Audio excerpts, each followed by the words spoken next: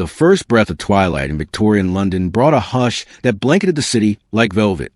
The bustle of the daytime, market criers, horses clattering down Fleet Street, the hammering of smiths in narrow alleys, faded as dusk crept in. Long shadows spilled from the iron railings, stretching over cobblestone streets damp with fog. As gaslights began their soft bloom across the city, it marked the beginning of London's second life, a nocturnal world of whispers, flickers, and stillness. Here, in the dying light, the city slipped into something dreamlike, half real and half remembered. As the gaslights sparked to life one by one, they unveiled the transformation slowly, almost ceremonially. Shopkeepers pulled in their signs. Housewives drew the curtains. The Thames, barely visible through the haze, seemed to carry the last bits of sunlight away toward the sea. The click of a lamplighter's pole echoed down narrow lanes, and the air thickened with the mingled scents of coal smoke and damp stone. Horses pulled slower now, carriages rolling past puddles that caught light like mirrors. Day belonged to noise, but night belonged to echo. On streets like Chancery Lane or Holborn, where once messengers rushed with court documents and clerks scurried under heavy hats, only quiet remained. Shutters closed. Boots softened on soot-slicked walkways. Cats slunk between crates and barrels, disappearing into shadows without sound. And in the windows of tall, narrow homes, candlelight glowed like slow heartbeats, one flicker at a time. For those within, evening brought reflection, stillness, sometimes even dread. But for many, this was the most alive the city ever felt, haunted, listening, waiting. Meanwhile, along the edges of Hyde Park and Regent's Park, the lamps glowed brighter, gentler, reflecting off carriage wheels and brass buttons. Couples strolled arm in arm beneath the trees, speaking in low tones. Police constables, straight-backed and deliberate, passed without words. The wind moved the leaves like sighs. This was a different kind of darkness, one of polished shoes, restrained laughter, and secrets murmur behind gloves. Victorian London after dark was not dangerous for everyone. Sometimes it was simply tender. Back in the alleys of East London, things grew quieter still. Laundry lines swayed in the dark breeze, and a single dog barked before disappearing into the distance. Somewhere, a match was struck, lighting a pipe, or perhaps a lamp. The rest remained unseen. This was a London that lingered in dreams and drifted through novels, a city painted in soft outlines and hushed tones. And in this lingering hush, our journey begins, a walk through gaslit streets not to chase ghosts, but to find calm in the shadows they leave behind. Gaslight was more than illumination. It was transformation. In the early 1800s, London streets had been black as coal after dusk. But by mid-century, thousands of gas lamps stretched from Kensington to Shoreditch, bringing with them a quiet kind of magic. The first flicker of flame atop each post did more than light the way. It softened reality. Under gaslight, the city blurred into amber shadows, where sharp corners faded and stone walls glowed faintly gold. The result was an atmosphere neither fully seen nor completely hidden, a visual lullaby.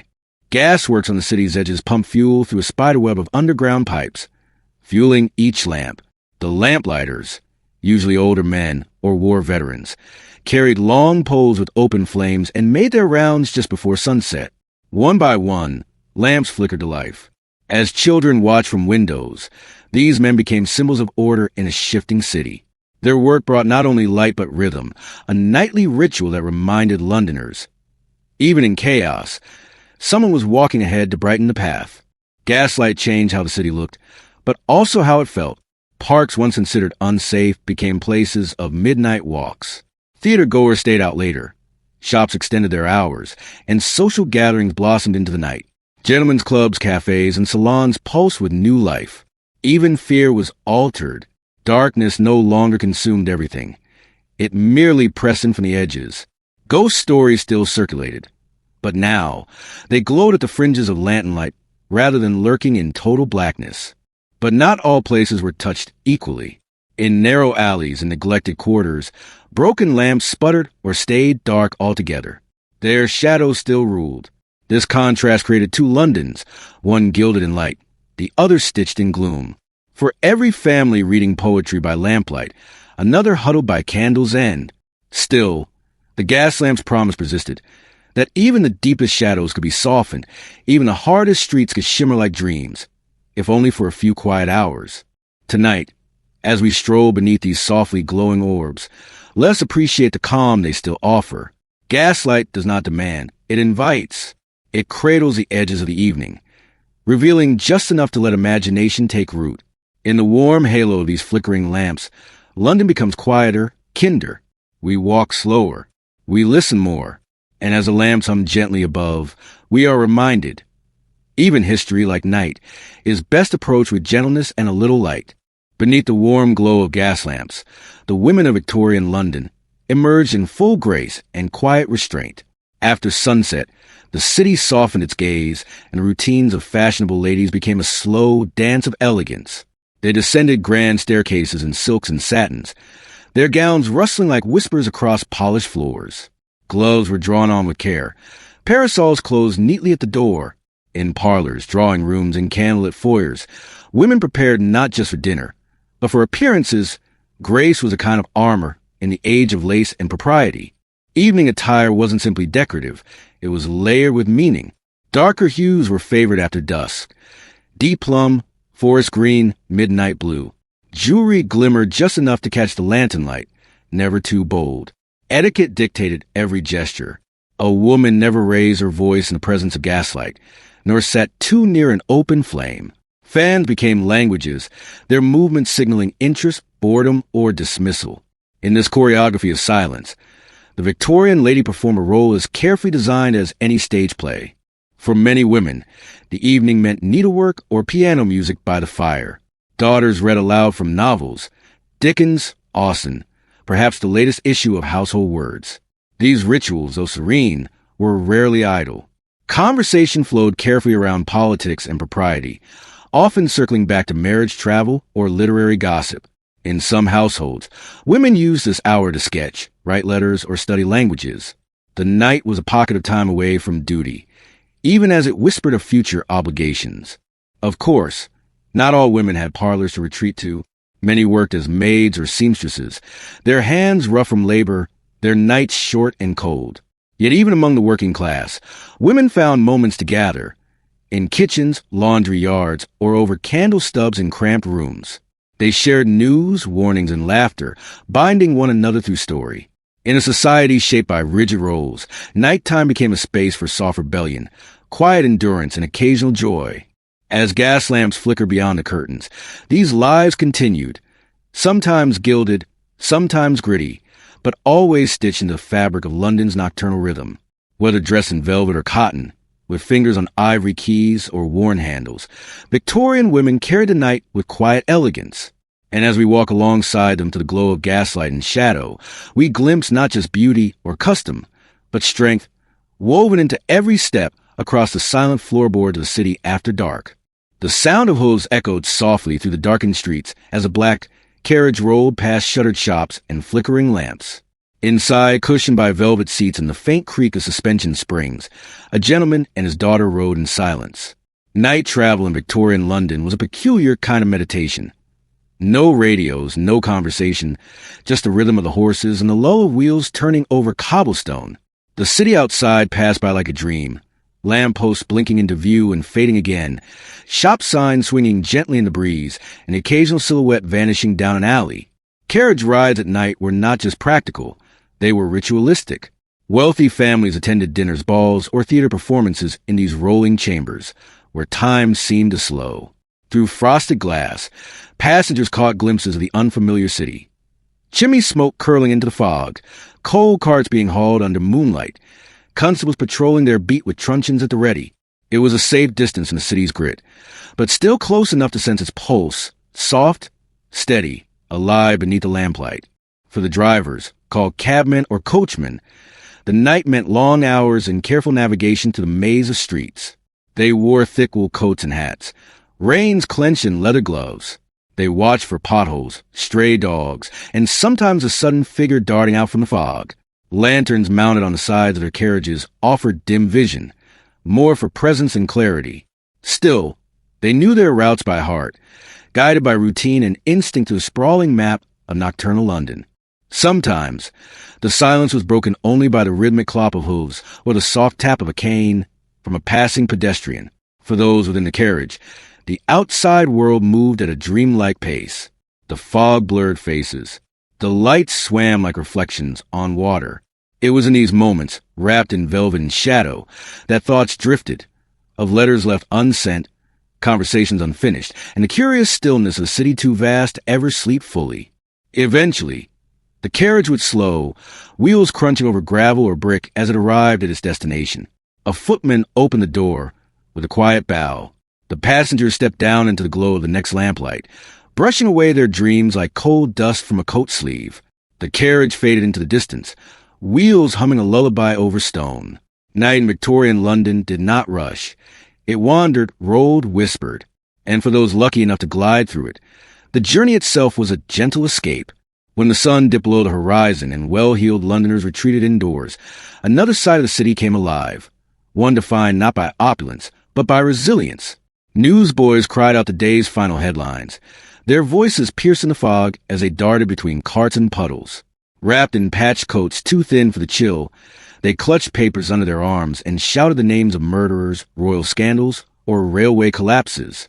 Their words cut through the night like flint striking stone, momentarily lighting up the city's darker corners. Just around the corner, open-air night markets continued to hum with slow, gritty life. Wooden stalls flickered under lanterns, piled high with bruised fruit, second-hand clothes, and bundles of coal. Women haggled over prices, children clung to their hems, and old men warmed their hands over steaming carts selling boiled potatoes or eels. There was no glamour here, only survival wrapped in thick scarves and soot.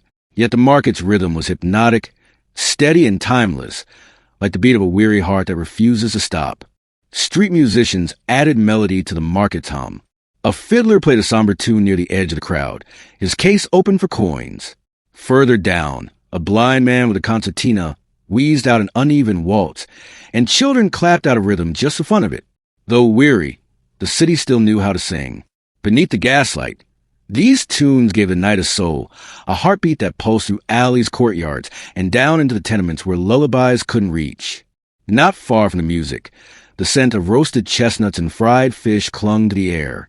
Vendors with makeshift carts tended small fires and called the passing workers just off shift porters, chimney sweeps, coal handlers.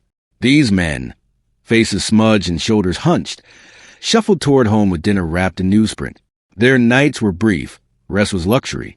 But in those small moments, a hot bite, a shared nod, a half-remembered tune hummed on the walk back, there was comfort, even if just enough to reach morning.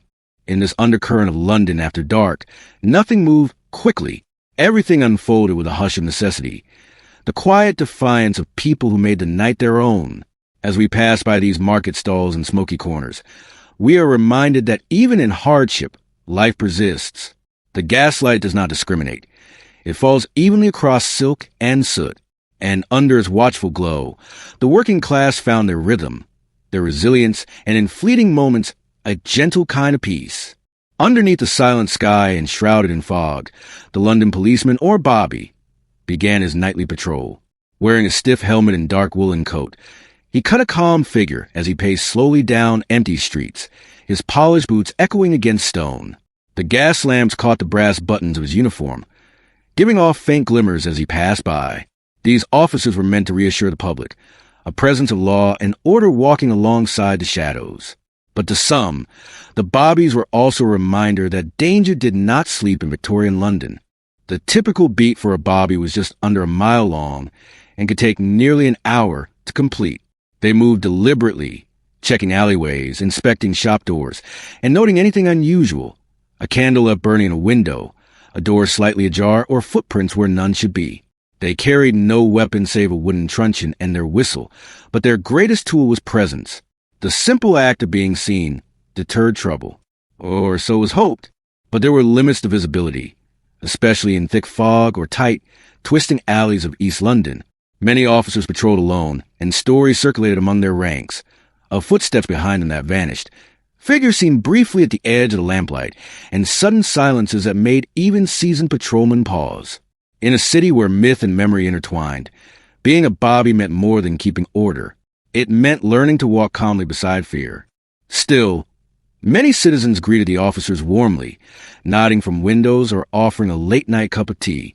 In poorer districts, Trust was harder earned, but regular presence built quiet relationships. A Bobby might help find a lost child, calm a drunk, or deliver news from one end of the ward to the other. They were not infallible, but they were human, often young men trying to stand tall against both crime and the city's sprawling complexity. As the hour passed and bells tolled in the distance, the Bobby turned a corner and faded again into fog. His route would circle back, step by step, through quiet streets and restless dreams. Behind him, the night resumed its soft breathing. Shadows settled, rats scurried, and London continued on beneath the hush of gaslight. In the space between peace and unease, the beat of a solitary footstep echoed, calm and steady, against a stone. As the gas lamps hummed outside and fireplaces crackled within, the drawing rooms of Victorian homes came alive with evening ritual. These rooms were the soul of domestic nighttime, spaces of grace, music, and quiet conversation. Soft carpets muted every step. Mahogany side tables held silver trays of tea and crystal dishes of sugared plums. Family portraits stared down from gilded frames as women stitched embroidery. Men read the evening papers, and children leaned close to hear the final chapter of a story. Outside, London shivered under its fog. Inside, warmth bloomed like a hearthside flower. The piano was often the centerpiece of these quiet evenings. Its ivory keys carried gentle melodies, nocturnes, hymns, or waltzes, through velvet-curtained parlors. Daughters, taught by strict governesses, played from memory while guests nodded politely. The music gave structure to the room, a rhythm that hushed idle chatter and stirred faint smiles. A melody by Chopin or Mendelssohn floated just above the tick of the mantel clock, matching the slow pace of nightfall. The city may have pressed in, but in here, the piano resisted it. Candles burned low in brass sconces as stories were shared in lower tones. Ghost tales were a favorite, told more for thrill than belief. Gentlemen added their own tales from foggy train rides or nights on the moors. Ladies laughed behind fans, though many would later glance twice at the mirrors in the hallway before bed. These drawing-room whispers weren't loud enough to wake the household, but they lingered like perfume on the air, long after the chairs had been pushed back and the fire dimmed. Guests sometimes called upon one another in the evening hours. Cloaked against the cold, they arrived by carriage or on foot, stamping snow from boots and unwrapping scarves in the entryway. Calling cards were exchanged, coats hung, and introductions made. These visits were rarely spontaneous, always governed by etiquette. But once inside, with the fire lit and conversation flowing, formality eased. Soft laughter drifted beneath chandeliers. Matches were struck to relight a pipe. The hush of the street seemed a world away. As the clock chimed 9 or 10, slippers replaced shoes and the room emptied by degrees. Embroidery hoops were set aside. Teacups collected on trays. With a final log placed on the fire, the drawing room returned to stillness. Yet something of the night lingered in the cushions and curtains, a sense of comfort that held the world at bay. Outside, the fog thickened. But inside these quiet rooms, families folded into sleep, warmed by music, stories, and the glow of remembered voices. Behind the polished windows of London's grand townhouses, the kitchens came to life long after the parlors fell silent. Below stairs, the air was thick with the scent of coal smoke, baking bread, and iron pots simmering with broth. The scullery made scrubbed dishes in rhythm with the ticking of the kitchen clock. Her fingers red from lye and water. Cook, still in her apron, planned tomorrow's meals, surrounded by spice jars and handwritten receipts. Night didn't end here. It simply slowed, softened into a lull of labor that would never quite finish. Servants' quarters were humble, lined with narrow beds and woolen blankets. Here, maids unwound from the day, comparing blisters, unpinning hair, writing letters by candlelight. Some stitched torn linens or darned socks. Others whispered about their employers or the delivery boy's smile. These rooms, though small, were private sanctuaries. Shared hardship bred friendship, and under the slanted roof beams and wooden rafters, laughter and secrets mingled with the scent of soap and starch. Footmen and butlers had their own routines. The butler, with his perfect posture and silent tread, made final rounds, checking the locks, adjusting drapes, and winding clocks. Below, the footmen polished boots and emptied chamber pots. They moved like ghosts through a house that wasn't theirs, preserving perfection while staying invisible. Their world was one of hushed footsteps and knowing exactly when not to speak. But in the pantry, where no master ventured, they might sip a secret nip of brandy and share a story from the street. Not all servants ended the day with rest. The night nurse tended infants in nurseries lit by shaded lamps, humming lullabies as she walked circles on creaking floors. Elderly household members might call for a warming pan or a cup of milk. Fire guards had to be checked. Letters needed sealing. The household never truly slept. It paused, shifted, and stirred again in muffled cycles. And at the center of it all were the servants. Unseen, underpaid, but essential as the gaslight itself. By midnight, the house fell into deeper stillness. Boots were lined by doors. Dishes dried by the hearth. Mice rustled faintly behind the pantry walls. In the hush, a maid might peek through the scullery window, watching the fog swallow the garden gates. The gas lamps glowed faintly beyond the hedgerows. She'd press her palm to the cool glass, take one last breath, and slip into sleep before dawn called her name again. In this brief hour, even labor made space for dreams. While respectable homes closed their shutters, the theaters of Victorian London lit up with energy and illusion. At Covent Garden, Drury Lane, and the Haymarket, the gaslights inside burned brighter than the fog-choked streets outside. Velvet curtains parted with ceremony as orchestras tuned their strings and stagehands whispered in the wings. For a few hours, the world was transformed. Tragedy and comedy paraded in powdered wigs and painted faces, while the audience held its breath in silent wonder. Outside, the night loomed. Inside, it glittered. Backstage, the energy was a different kind of frantic. Actresses powdered their faces beside cracked mirrors, while costumers pinned trailing hems and adjusted wigs with trembling fingers. A faint scent of grease paint, sweat, and candle wax hung in the air. The crew moved in practiced chaos. Ropes pulled, cues whispered, props rearranged in the dark. Outside, they were ordinary. Here, they became duchesses, witches, or paupers. Beneath the costumes lived real people chasing dreams and rent money under the gaslight's flattering glow. The audience was just as much a performance. Gentlemen in formal tails escorted ladies in brocaded gowns, opera glasses in hand. Some watched intently from velvet boxes, while others whispered critiques behind gloved hands. Further up in the gallery, the working class hooted and clapped, stomping their boots when a favorite actor stepped on stage. The theater united these classes under one roof, if only for an evening. For a few acts, everyone leaned toward the same stage light, spellbound. When the final curtain fell, the clapping surged like a wave. Roses were tossed, bows were taken, and the illusion gently unraveled. Outside, the theater-goers spilled into the streets, their laughter trailing into fog. Carriages lined up to collect them, and playbills littered the gutters like fallen leaves. But for some, the night was only beginning. Actors gathered in candlelit taverns to recount mishaps, drink warm ale, and retell the jokes that had landed best. Their makeup still clung to their cheeks as they returned to being ordinary. In London's gaslit world, the theater was a fragile kind of magic, a world of imagined nobility and crafted despair, rising from the grit of backstage sweat and long rehearsals. But its flickers stayed with those who watched, haunting their dreams like the final notes of a lullaby. As the last playbill curled in the gutter and the theater's lights blinked out one by one, the city resumed its hush. Yet somewhere, beneath blankets or behind masks, the story still played on. Beyond the theaters and parlors, Victorian London's fog-laced cemeteries held a different kind of night story. Highgate, Brompton, and Nunhead, the magnificent Seven Garden cemeteries, rested under ivy and shadow. By day, they were places of mourning and memory. By night, they became domains of silence, where gas lamps from nearby streets barely reached the wrought iron gates. Moss-covered angel statues and gravestones leaned like old men under the weight of time. It wasn't fear that defined these places. It was reverence. The city had to grow around the dead, and they were never far. Many Londoners visited cemeteries, even in the fading twilight, bringing flowers or saying evening prayers.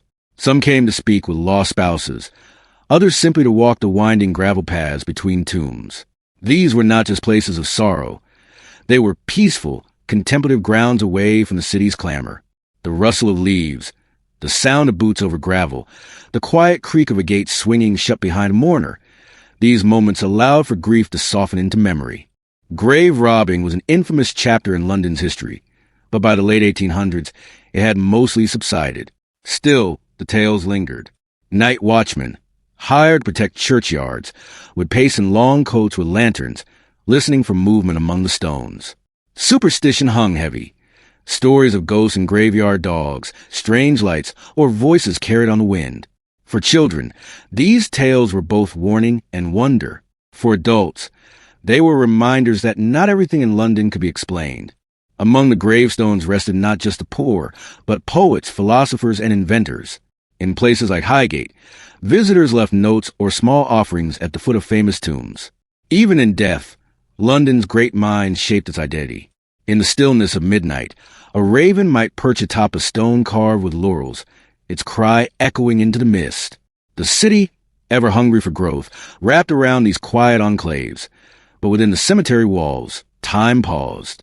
Eventually, even the wind stilled. Fog settled like a blanket, and the only sound left was the slow drip of dew from leaf to soil. The dead did not speak, but their presence was undeniable. The living passed their gates each day, on their way to work or home or theater, and the quiet of the cemeteries kept the city's pulse in balance. In London, the dead remained part of the night, not as fearsome things, but as gentle reminders of what once was. In the narrow alleys of the East End, far from the polished grandeur of Westminster, another version of night unfolded, raw, unvarnished, and deeply human. Here, families of 8 or 10 shared one-room flats in crumbling tenements where damp soaked the bricks and air. The fog didn't roll in like mist. It settled like weight. Outside, a single lamp might flicker feebly above a cracked door.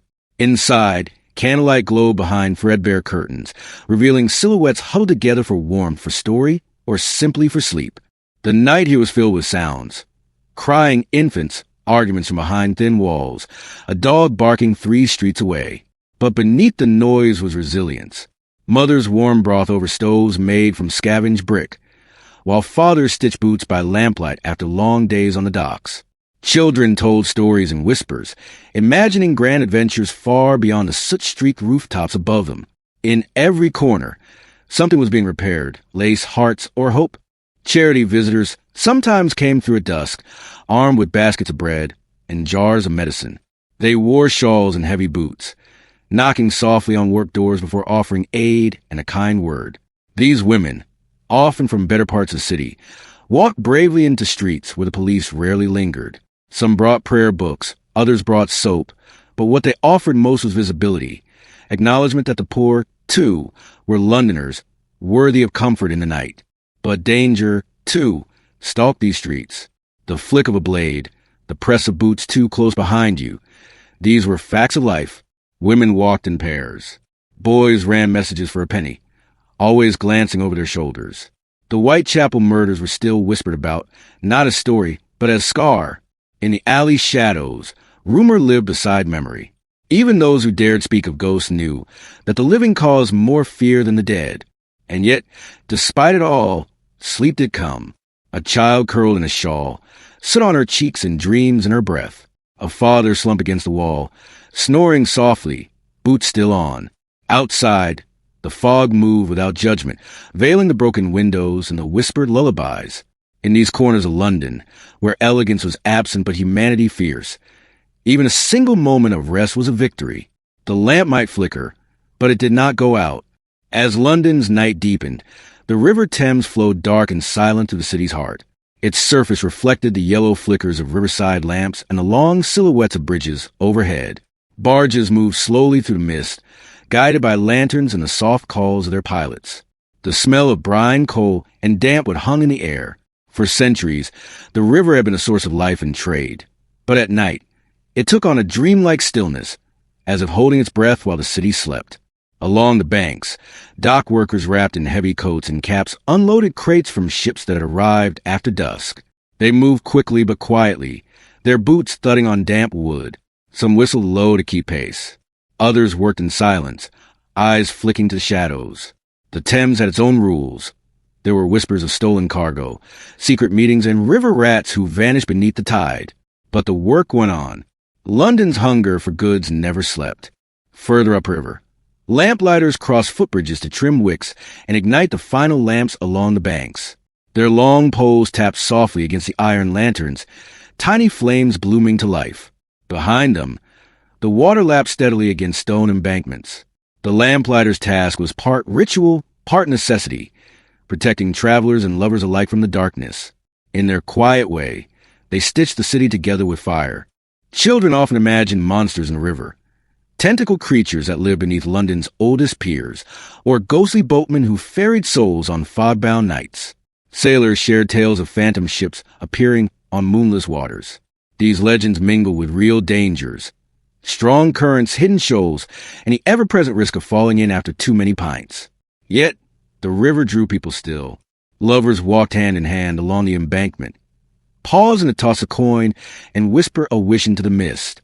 Eventually, the last boat tied off and the bargemen climbed ashore.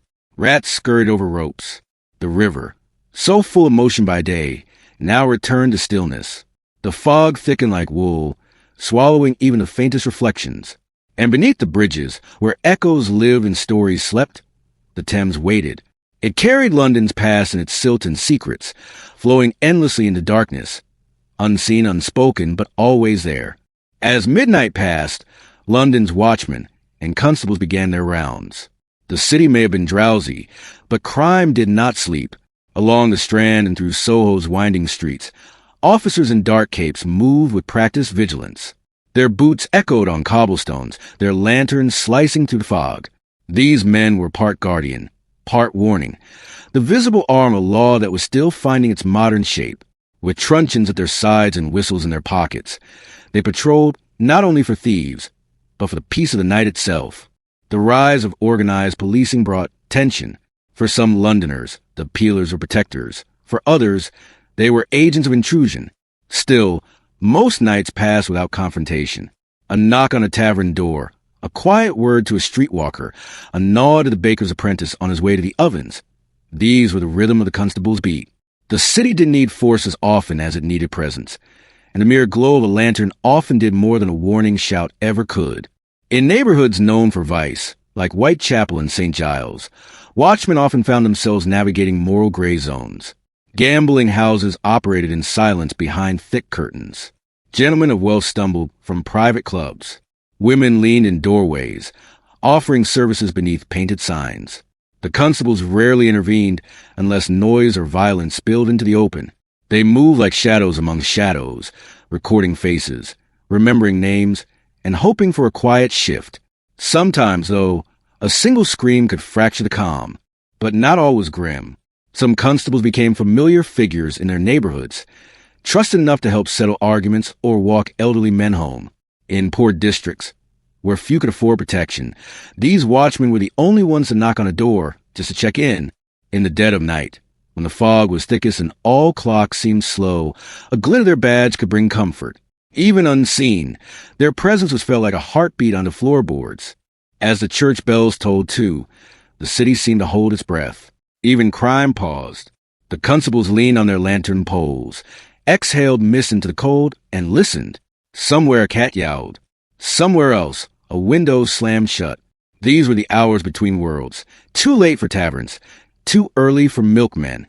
And through it all, London's guardians walked on, patient and steady, until the first flicker of dawn began to color the sky. Behind closed doors, in the drawing rooms of London's upper class, the city's midnight took on a gentler, more contemplative air. Velvet drapes muffled the sounds from the street, and mahogany clocks ticked steadily beneath oil paintings and flickering sconces. Some households remained awake with soft conversation over brandy and tea. Books were read aloud, music boxes wound, and fires stirred gently by servants. These were moments of quiet luxury, of slippers, soft robes, and long pauses between words. In these refined spaces, the city outside became an idea, distant and controlled. The rituals of nighttime were sacred. A governess would blow out her student's candle and whisper a final blessing. A housemaid might pause at a stairwell, listening to the echo of a piano piece from below. Those who suffered from insomnia might pace beside the window, watching the fog weave through the hedges. Night revealed things the day could not. Whispers, regrets, the soft tread of memory on polished floors. The stillness made space for thought. For many, the night was a time to write. Letters, journals, and poetry filled pages beneath the golden glow of gas lamps. A young lady might compose a letter to a suitor she'd never post. A retired officer might draft memoirs of battles long past. These nighttime writings weren't meant for others. They were confessions, hopes, or simply a way to organize the mind before sleep. The pen scratched softly across parchment, a lullaby in ink. Elsewhere in the house, pets stirred. Lapdogs curled on rugs. Cats slinked across window ledges. Parrots muttered nonsense into their feathers. These quiet companions were part of the nocturnal rhythm. Occasionally, a floorboard creaked or a shutter rattled. The fireside, settling into coals. These tiny sounds, rather than disrupting sleep, deepened the atmosphere of peace. Sleep didn't arrive in silence. It arrived in layers of warmth, familiarity, and sound. Finally, candles were snuffed one by one. Slippers set aside. Clocks wound and doors bolted. The house exhaled as the last lamp was extinguished. Upstairs, in the hush of well-feathered beds, sleep claimed the rich just as it did the poor, without prejudice and with the same deep quiet. Outside, the city still pulsed faintly under the gaslight. But here, in this house wrapped in velvet and firelight, London seemed to fall away entirely, and dreams took its place. While the wealthier citizens drifted into restful sleep, London's night clerks, apothecaries, and lamplighters carried on in quiet service. In the back rooms of corner shops, ledgers were balanced by candlelight. Young apprentices dozed with quills still in hand, while older clerks rubbed tired eyes and counted farthings. These were the unseen engines of the city's order. As steam faded from teacups and ink dried on blotters, the city's dreams were quietly catalogued, penny by penny, dose by dose. Across town, apothecaries stayed open later than most, often the only place with a light still burning. Within these narrow glass bottle rooms, medicines were prepared for feverish children or anxious mothers. Colored liquids swirled in glass vials, and mortar and pestle worked steadily in the silence. Night meant demand. Tinctures for sleep, salves for burns, laudanum for pain. The apothecary's role was part science, part comfort, and part quiet miracle beneath the gaslight. Outdoors, the lamplighters finished their final rounds. Some extinguished flickering flames before dawn broke. Others paused to watch the horizon from rooftops or bridges. Their work was solitary and slow, but vital. Without them, the city's arteries would vanish into darkness. Each lamp, they tended became a star in London's man-made constellation. And when the last flame was either lit or snuffed, they descended into shadow again. Ghosts of service, rarely seen but always missed when absent. Somewhere in a quiet tenement, a letter carrier prepared for the earliest shift. The post was sacred, even in the still hours. Wrapped in scarf and gloves, he organized bundles for neighborhoods just stirring awake. Love letters, bills, and invitations all shared the same journey in his satchel. As he stepped outside into the cold fog, the city yawned around him. He walked with purpose, but not urgency. His duty was steady like the heartbeat of the street. These silent workers kept the city's rhythm intact, while others dreamed. Though few thanked them, their absence would be immediately noticed. They were the quiet steward of continuity, of health, light, and word. And as London slowly turned toward dawn, their tasks near completion, the ledger closed, the medicine shelved, the final lamp darkened. In these simple closures lay the invisible framework of a waking world. Above the quiet streets, in the attics and garrets of London, artists, poets, and dreamers wrestled with their visions in solitude. These were the souls too restless for sleep, lit from within by longing, obsession, or the desire to capture something eternal before the dawn. The painter dabbed oils onto a dark canvas, guided only by candlelight and instinct.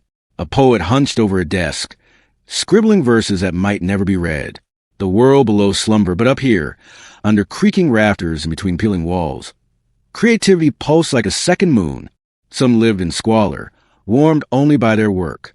Cracked windows lent the damp fog, and rats rustled in corners, but they barely noticed. For them, inspiration was sustenance, and the silence of night the most honest companion. They lived between dreams and reality, nourished by absentee or pure longing. A single metaphor could stir their blood faster than fire. Outside, carriages passed without pause. Inside, a line of poetry or a single brushstroke could feel like salvation. Letters, too, were composed here, not of business or affection, but of ideas. Artists wrote to critics they admired or despised, to long-dead mentors, or to themselves. Some were never sent. Others were folded and placed gently in drawers, seeds of legacy awaiting time's approval. These moments, simple and unseen, were the foundations of future movements. While London slept, its future was quietly being conceived by flickering flame and ink-stained fingers. Occasionally, an artist would open a window and lean out into the cold. The rooftop stretched in stillness, chimney smoke curling into stars barely visible through the London haze. From up high, the gas lamps on the streets below looked like distant constellations.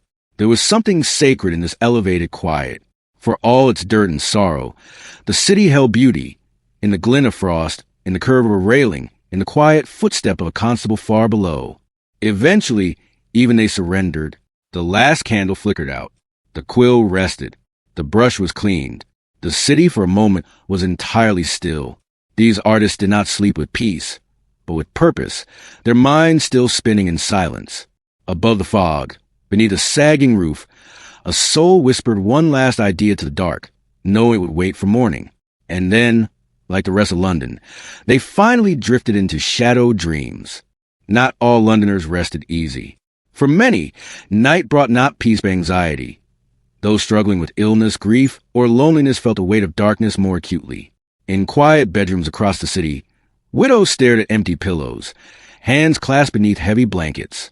Mothers kept vigil over feverish children, pressing cool cloths to flushed cheeks. A cough in the next room could stir a house into movement. Night, with its stillness, amplified every ache, every fear, every echo of loss. In hospitals and charitable infirmaries, lamps burned through the night. Nurses moved like ghosts, their footsteps soft across tiled floors, adjusting bandages, refilling medicine, offering whispered comfort. Some patients moaned, others wept, and still others stared blankly at the ceiling. The air was thick with antiseptic and sorrow. The night staff, hardened by routine, knew the signs of death and recovery both, and could sometimes predict which would come before the sun. In workhouses, the poor tossed and turned in cramped, musty dormitories. The groans of the sick mingled with the snores of the exhausted. An old man clutched a worn rosary. A boy whispered numbers in his sleep, dreaming perhaps of school he'd never enter. These institutions, intended for aid, often gave only shelter and sternness. But within those stone walls, even suffering souls found slivers of humanity. A shared blanket, a whispered song, a prayer spoken aloud for all to hear. There were also those who chose solitude. Philosophers and scholars sat by dwindling lamps, rereading the same pages, questioning the meaning of time and God and love. Loneliness became a study, not a curse. Some found comfort in scripture, others in science, and some simply watched the candle burn lower, their silence louder than any sermon. London, vast and filled with voices by day, became a whispering cathedral at night, a place to seek answers in the quiet. And yet, amidst the ache and vigil, something else endured. Hope, the quiet presence of a nurse's hand, the breath of a child finally eased, the old man's murmured prayer, the scholar's note scribbled in the margin. All these moments resisted despair. London at night was no less full of struggle than by day. But in its quiet corners, resilience glowed like an ember. Even sorrow, softened by gaslight, could rest its head until morning. As dawn approached, the rooftops of London began to blush with the faintest trace of rose-gold light. The fog that wrapped the city all night thinned gently, pulling away like a silk curtain. Church spires, chimney pots, and weather vanes emerged from the mist, sharp against the paling sky. The hush remained, but it shifted, a transition from deep slumber to the first rustlings of life. A window creaked open. A bird stirred in a soot-covered nest. The city was beginning to breathe again. Milkmen and street sweepers were the first to reclaim the streets. Clinking bottles echoed softly from metal crates, and brooms whispered across the cobbles. These early risers worked without fanfare, clearing the traces of night. Cold dust, broken glass, forgotten hats. Their rhythm was slow, but essential. In their wake, the city transformed, messy into neat, silent into ready. Few thanked them, but without them, London's day would have started on the wrong foot. Inside homes, the sound of waking life returned. Floorboards creaked above, kettles hissed below, and fireplaces were stoked back to life. Children stirred beneath quilts, and servants tiptoed through shadowed corridors to draw curtains and lay fires. The scent of coal smoke and steeping tea began to replace the chill. Nightgowns gave way to uniforms. Silence gave way to footsteps. A city that curled on itself was beginning to stretch, yawn, and stand. Bells tolled softly from distant churches, marking the hour. Their chimes drifted over rooftops, through alleyways, and across empty parks. They signaled not only time, but safety. That night had passed, and London had survived it once more. For centuries, those bells had marked every transition. Work to rest, darkness to light, solitude to society. Each note rang with gentle insistence.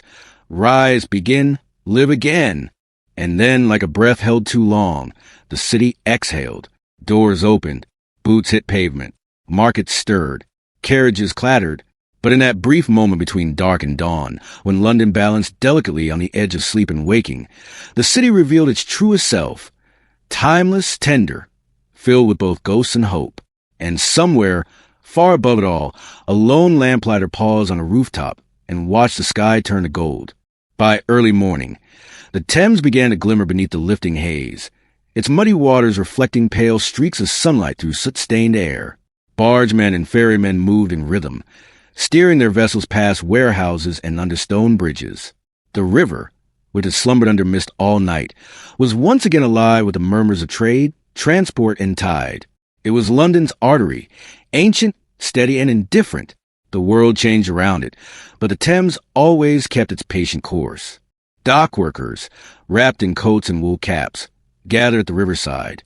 Crates thudded against planks, and ropes strained as goods were hauled from boat to cart. They worked with practiced silence, interrupted only by greetings muttered between gulps of tea. The fog hung low, thick enough to hide the city beyond the piers. In this pocket of London, the day had begun hours earlier, with labor that built the very foundations of trade and empire. Not far away, fishmongers arranged their wares in stalls as the cries of seagulls echoed overhead. The air was sharp with salt and brine, and puddles mirrored rows of slippery fish laid on crushed ice. Housewives and servants hurried between vendors, baskets on hips, bargaining with fast hands and sharper tongues. Morning markets in London were not polite affairs. They were raw and loud, filled with the scent of work and the pulse of life returning to the streets. Above the market, clerks and office boys emerged from boarding houses and small flats, adjusting collars and checking pocket watches. Their mornings were quieter, punctuated by the sound of polished boots on stone and the rustle of newsprint. Some paused at street vendors for a paper and a penny bun before vanishing into the rising tide of commerce. London's economic heart, its ledgers, contracts, and correspondence, was beginning to thump again, faint but gathering strength. And still the river flowed, past towers and tenements, barges and bridges. The Thames, like time itself, moved with unspoken resolve. Along its banks, London shook off the last traces of night. Shadows softened, silhouettes sharpened, and golden light spilled down the alleyways. The gas lamps, so recently flickering guardians of darkness, were now dimmed by dawn, and the city, ageless and ever-shifting, turned its face toward the day once more. As the last shadows of night retreated fully, Victorian London emerged into morning not with sudden fanfare, but with the quiet dignity of a city that had seen centuries pass beneath its cobblestones. The street lamps flickered one final time before fading, their glow replaced by soft sunlight spilling to the soot-hazed sky. Chimneys exhaled gentle trails of smoke, and rooftops warmed slowly beneath the amber light. London, so alive in the dark, now transformed itself once more, its face cleansed by dawn, its secrets safely tucked away. Shopkeepers opened their shutters with creaking hinges, revealing windows lined with lace, loaves of bread, or bolts of fabric. A florist swept fallen petals from the stoop, while arranging violets in a tin bucket. Newsboys shouted headlines as horse-drawn carts rolled into neighborhoods with creaks and rattles. Though modest in volume, these sounds formed the city's overture. They echoed with life, not loud, but certain. London was not waking. It was simply continuing its rhythm. In homes both humble and grand, breakfasts were prepared. Kettles whistled over coal fires. Eggs sizzled in pans. Toast was buttered with slow, practiced hands. Families gathered at wooden tables, some silent, some cheerful, some still half asleep. In wealthier houses, silver trays clinked against porcelain. In tiny flats, jam was spooned from shared jars. Morning meals were a ritual of reconnection, of setting the pace for the day ahead. They were not hurried. They were grounding. Elsewhere, The night's memories faded like mist. The ghost stories whispered in parlors were now replaced with newspaper articles and ticking clocks. The artist's canvas lay still. The constable's beat was complete. The final echoes of midnight footsteps had vanished into the warmth of routine. The secrets of the gaslit night were safely folded into bedsheets, tucked behind curtains or locked in diaries. Daylight did not erase them. It simply covered them in soft linen and moved on. And so London continued, layered and timeless.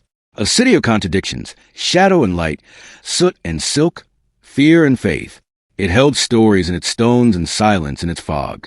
To walk its streets by day was to see its grandeur. To witness it at night was to feel its soul. And those who had journeyed through its gaslit hours would never see it the same again.